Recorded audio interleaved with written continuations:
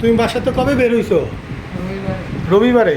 তার মানে আজকে কি বার? আজকে শনিবার, গত সপ্তাহে গত সপ্তাহে আর কি, এক রবিবার পার হয়ে আরেক রবিবার।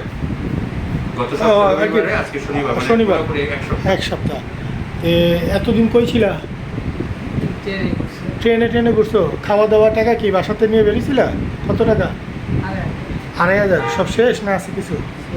শেষ। মোবাইল টোবাইল নিয়ে আসছিলা? বাড়ি কোথায়? নেত্রকোনা। নেত্রকোনা। পড়াশোনা করছো? কিসে পড়ছো? স্কুলে পড়ছি 5 পর্যন্ত, আবার মাদ্রাসায় পড়ছি। ও, এই যে এইবার পড়াশোনা ছাড়ছো কতদিন ধরে? সারি না ও, রানিং পড়াশোনাই। আচ্ছা, তুমি মাদ্রাসায় পড়ো না স্কুলে? মাদ্রাসায়। মাদ্রাসায় কি হেফজখানে নাকি কোনো পাড়া কোরআন শরীফ নিছো? কত পাড়া? পড়ছি 8 পারা পড়ছি। 8 পাড়া। তার মানে কি এখন কি চলমান? আচ্ছা আচ্ছা।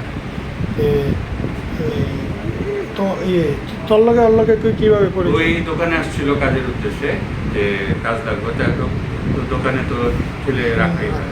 পরবর্তী সময় জিজ্ঞেস করাতে এক কথা দুই কথায় বুঝলাম যে বাড়ি থেকে পালে আসছে।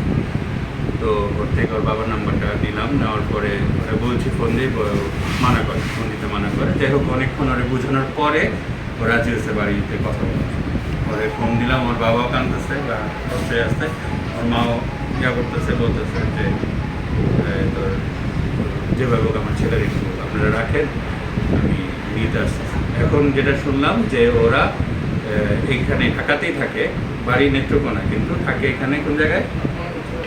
হ্যাঁ, মোহাম্মদপুর, মাওনা চৌরাস্তা। মাওনা চৌরাস্তা। তো ওর বাবারে বললাম তাহলে আসেন, এসে নিয়ে যান তারা। এই আচ্ছা, এখন যাওয়ার পর কি আর এরকম করবা? ঠিক মতো বাবা পড়াশোনা মার করো? থেকে আপন কেউ নাই, বকা দেখ যাই দেখ, এটাও বুঝাইছি, যাক মাথায় গেলেই হয়। ওর বাবাও বলছে আমি আর এরকম বকাবকি করবো না, আসতে যাবো। ঠিক আছে, হ্যাঁ, ফ্যামিলির কাছেই থাকবে। ওকে, ঠিক আছে।